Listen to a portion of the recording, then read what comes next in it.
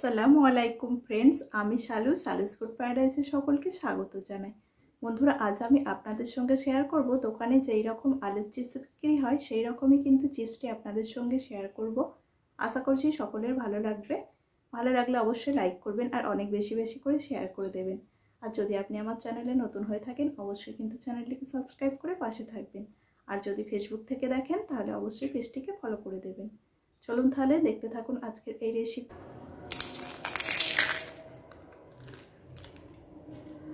বন্ধুরা, আজ আমি আপনাদের পারফেক্ট দোকানের মতো আলুর চিপস করে দেখাবো। সম্পূর্ণ ভিডিওটা স্কিপ না করে দেখতে থাকবেন।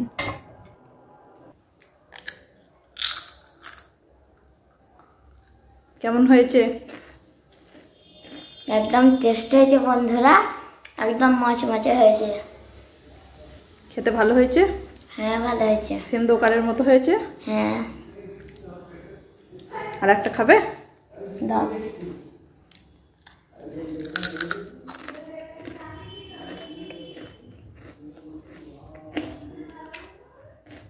আলুর চিপস বানানোর জন্য আমি এখানে দুটো বড় বড় সাইজের আলুকে ভালোভাবে খোলা ছাড়িয়ে জলের মধ্যে ডুবিয়ে রেখেছি।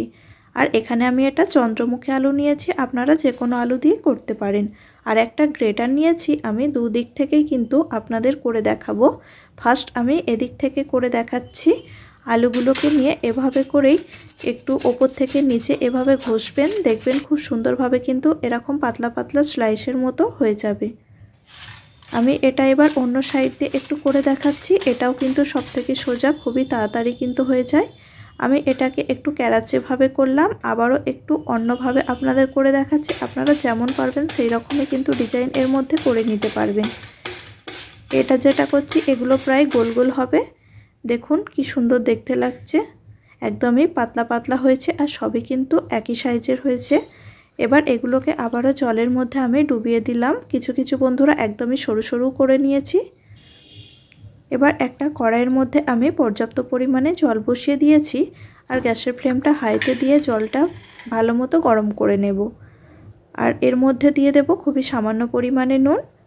এবার এর মধ্যে ভিজিয়ে রাখা আলুগুলোকে আমি আস্তে আস্তে দিয়ে দেব। আর আলুগুলোকে দেওয়ার পর হাই ফ্লেমে 2 থেকে 3 মিনিটের মতো কিন্তু গরম করে নিতে হবে। খুব বেশি রাখার দরকার নেই, আলুগুলো যেন হালকা পরিমাণে সিদ্ধ হয় সেই মতোই কিন্তু করতে হবে। বেশি সিদ্ধ করলে কিন্তু আলুগুলো ভেঙে যাবে। আর এটা করলে আলুর যে স্টার্চ থাকে সেগুলো কিন্তু সব বেরিয়ে যাবে জলের মধ্যে। আর আলুগুলো অনেকটা ভাজার সময় ক্রিস্পি হয়ে যাবে। এগুলো দেখুন আমি এই পর্যায়ে কিন্তু সিদ্ধ করে নিয়েছি। এবার আমি এগুলোকে এই স্ট্রেনারের মধ্যে কিন্তু জল ছেঁকে ছেঁকে তুলে নেব। আর একটা বাউলের মধ্যে আমি এটাকে রেখে দিচ্ছি। সব যখন তুলে নেওয়া হয়ে যাবে তখন আমি ওই বাউলের মধ্যে আবারও ঠান্ডা জল দিয়ে দেব, যাতে বেশি পরিমাণে না কুক হয়ে যায়, তাহলে কিন্তু ভাজার সময় আলুগুলো ভেঙে যাবে। এবার এর মধ্যে ঠান্ডা জল দিয়ে আবারও স্ট্রেনারের মধ্যে ঠান্ডা জলটাকেও ছেঁকে নিতে হবে।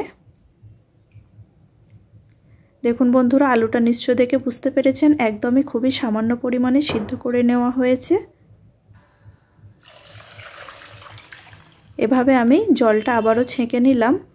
এবার একটা সুতির কাপড় বা যে কোনো কিছু সুতির বিছিয়ে নেবেন, যেন সেটা একদমই পরিষ্কার হয়।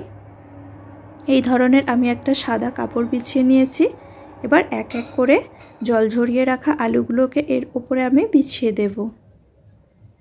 একদমই একটার সঙ্গে একটা না লেগে যায়, ছেড়ে ছেড়ে একটু এভাবে করে সাজিয়ে দেবেন। আর দুটো আলু থেকে দেখুন আমার কতটা চিপস হয়েছে। এবার একটা কিচেন টাওয়েল নিয়ে আমি উপর থেকে এভাবে আস্তে আস্তে করে প্রেস দিয়ে দিয়ে মুছে নিচ্ছি, তাহলে কিন্তু জলটা একদমই শুকিয়ে যাবে। এটাকে রোদ্দুরে দেওয়ার দরকার নেই, খুব তাড়াতাড়ি কিন্তু এই চিপসটা বাড়িতেই দোকানের মতো তৈরি করে নিতে পারবেন। দেখুন খুব ভালোভাবে শুকিয়ে গেছে, একটু কিন্তু পরিমাণে কোথাও জল এখানে লেগে নেই। এবার একটা প্লেটের মধ্যে আমি এক এক করে আলুগুলোকে তুলে নেব, তারপরে ভাজার জন্য ডাইরেক্ট চলে যাব সেকেন্ড স্টেপের দিকে। দেখুন বন্ধুরা, এক থালা চিপস আমার কিন্তু এখানে তুলে নেওয়া হয়ে গেছে। এবার আমি কড়াইয়ের মধ্যে পর্যাপ্ত পরিমাণ তেল নিয়েছি। তেলটা যখন ভালো মতো গরম হয়ে যাবে, আর দেখুন বন্ধুরা একটা বাটিতে কিছুটা পরিমাণ জল নিয়ে সেখানে হাফ চামচের মতো নুন আমি দিয়ে সেটা ভালোভাবে মিক্স করে নিলাম। তেল কিন্তু ভালো মতো গরম হয়ে গেছে। আর এগুলো এবার এক এক করে আমি তেলের মধ্যে ছেড়ে দেব। সব কিন্তু একেবারে দেওয়া যাবে না, কিছু কিছু করে কিন্তু দিতে হবে, তবে ভাজাগুলো বেশ ভালো হবে। এবার আমি এর মধ্যে 1 চামচের মতো দিয়ে দিলাম নুন জল। নুন জলটা দেওয়ার কারণ হচ্ছে এই চিপসগুলো যখন ঠান্ডা হয়ে যাবে অনেক ক্রিস্পি, অনেক মুচমুচে হবে। ভিডিওটা স্কিপ না করে দেখতে থাকুন, তাহলে কিন্তু বুঝতে পারবেন। আর বন্ধুরা, খুবই সহজে কিন্তু বাড়িতে আপনারাও তৈরি করে নিতে পারবেন একদম দোকানের মতো পারফেক্ট চিপস। এগুলোতে সেরকম কোনো কিছুই ঝামেলা নেই বন্ধুরা, একবার হলো বাড়িতে ট্রাই করতে পারেন।